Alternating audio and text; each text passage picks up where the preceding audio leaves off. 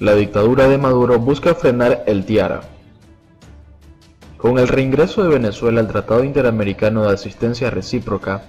correspondían acciones inmediatas del presidente Juan Guaidó para invocar su aplicación a fin de que cesen la usurpación, la violación de la soberanía y de la independencia de Venezuela.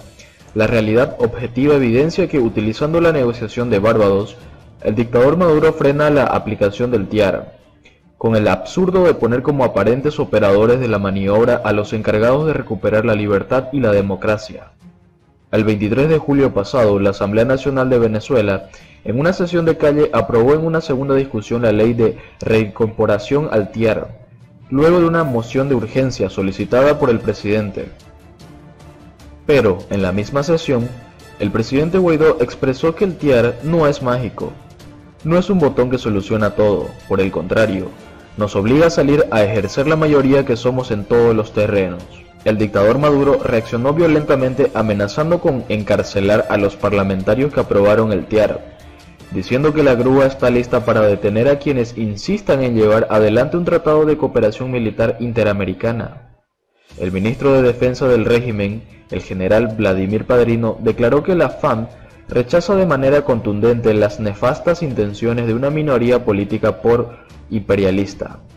quienes, demostrando su antipatriotismo, invocan el TIAR.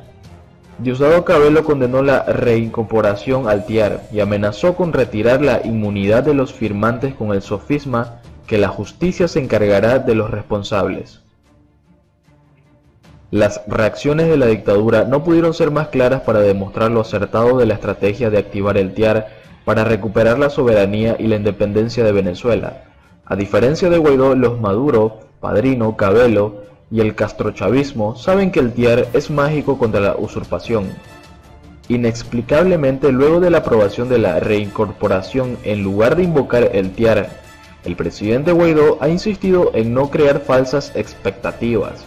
haciendo que sus embajadores actúen en el mismo sentido, y ha continuado con las negociaciones de Barbados. Los pasos a seguir para la aplicación del TIAR son muy sencillos, rápidos y ofrecen resultados contundentes. La dictadura castrochavista y la ocupación cubana lo saben, y por eso juegan las cartas de amenaza y amedrentamiento.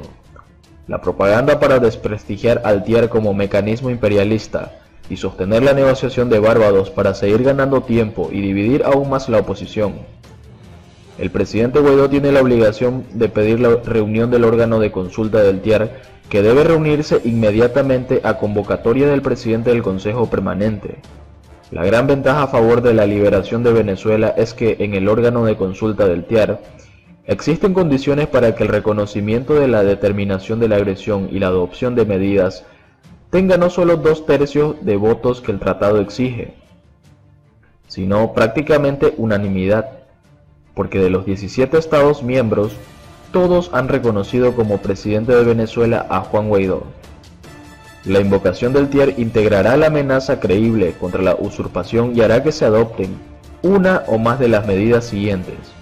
el retiro de jefes de misión, la ruptura de relaciones diplomáticas, la ruptura de relaciones consulares, la interrupción parcial o total de relaciones económicas o de comunicaciones ferroviarias, marítimas, aéreas, postales y el empleo de la Fuerza Armada. Los informes de la Organización de Estados Americanos y de otros organismos, los hechos notorios como la crisis humanitaria, son prueba plena de la agresión y de la ocupación con violación de la soberanía e independencia de Venezuela, que pone en peligro la paz de las Américas y que atenta contra la paz y seguridad internacionales. Los hechos están demostrados, el derecho ampara a Venezuela y las condiciones políticas están dadas por la oposición de los Estados miembros del TIAR. No falta nada para aplicar el TIAR para que cese la usurpación en Venezuela, y la dictadura lo sabe. La ocupación cubana y los usurpadores temen el solo anuncio del empleo de la Fuerza Armada, en el marco de la legitimidad internacional plena, porque el TIAR es parte del sistema de mantenimiento de la paz y de seguridad internacionales de las Naciones Unidas. Precisamente por eso, Maduro utiliza la negociación de Barbados para frenar la aplicación del temido TIAR. El alto precio que se debe pagar por ser familiar o socio de Nicolás Maduro. 9 familiares directos de Nicolás Maduro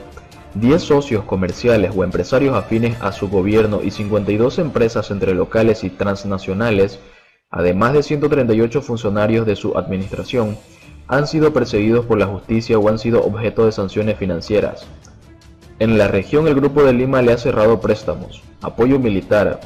ingreso a varios países y han iniciado la investigación de posibles testaferros. El cerco internacional en torno a Nicolás Maduro comenzó a delinearse en 2015, cuando el gobierno de los Estados Unidos aprendió y posteriormente enjuició y condenó a 2 sobrinos de su esposa, Cilia Flores, por narcotráfico. 2 años después de aquella captura de película, inició el periodo de las sanciones financieras individuales contra todo el entorno del entonces presidente constitucional de Venezuela.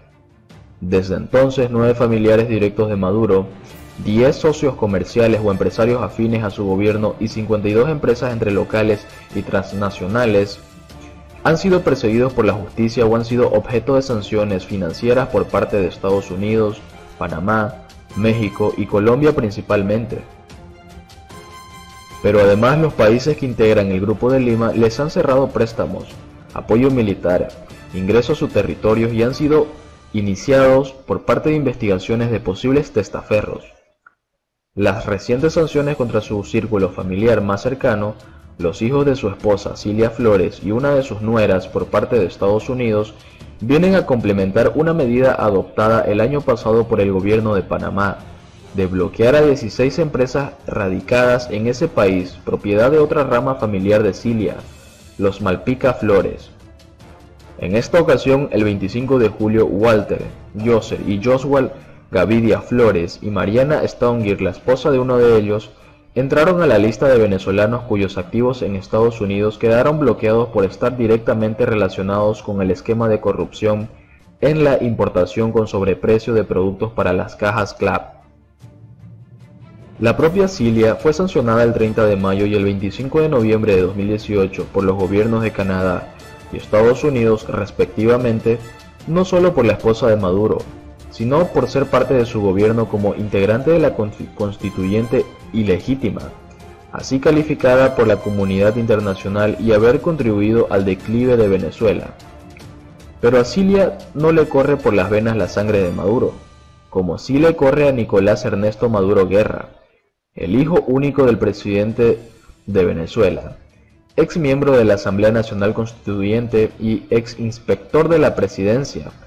un cargo creado solo para él. El pasado 28 de junio, Estados Unidos lo incluyó en su lista de funcionarios venezolanos sancionados con el congelamiento de activos en ese país. Sin embargo, para la comunidad internacional no es necesario ser familia directa o trabajar para Maduro. Basta con ser su amigo o conocerlo, para considerarlo persona no grata. Para muestra lo que les ocurrió este año a los cantantes venezolanos Omar Enrique, el 1 de febrero, y Armando Martínez, el Cantaclaro, el 17 de julio, cuando intentaron ingresar a Colombia para cumplir con una agenda de conciertos. Ambos fueron devueltos, pues sus nombres están en una lista junto con otras 198 personalidades venezolanas vinculadas a Maduro, cuyo ingreso al vecino país quedó vetado. Otro de los que integra esa lista es Emanuel Andrade, hijo del ex guardaespaldas de Chávez y ex tesorero de la Nación, Alejandro El Tuerto Andrade, preso en Estados Unidos. Aunque es probable que Manuel no conozca de trato a Maduro, es un joven de 23 años que prácticamente no ha vivido en Venezuela. El 16 de julio, cuando intentó ingresar a Colombia, las autoridades de ese país le hicieron agarrar sus maletas y dar marcha atrás únicamente por su relación con los gobiernos de Chávez y Maduro. Los socios comerciales del gobierno de Nicolás Maduro tampoco están teniendo mucha suerte en estos días. Se trata de empresarios que son dueños de negocios que obtienen jugosos contratos con el Estado venezolano a través de esquemas presuntamente fraudulentos, o son supuestos testaferros de otros altos dirigentes de la administración de Maduro que se lucran en esquemas corruptos. Hasta ahora son 10 los empresarios sancionados por Estados Unidos y México, además del grupo familiar Malpica Flores, cuyas empresas fueron bloqueadas por Panamá. El primero de la lista es Samar López Velo, señalado en 2017 de ser testaferro de Tarek El Aissami, para entonces vicepresidente ejecutivo de la República, Investigaciones periodísticas han revelado que durante los gobiernos de Chávez y Maduro, contrató con el Estado, realizó importaciones a través de Corpovex, compró medios de comunicación en 2013 e incluso fue uno de los primeros proveedores de los comités locales de abastecimiento y producción CLAP, creados a finales de 2015.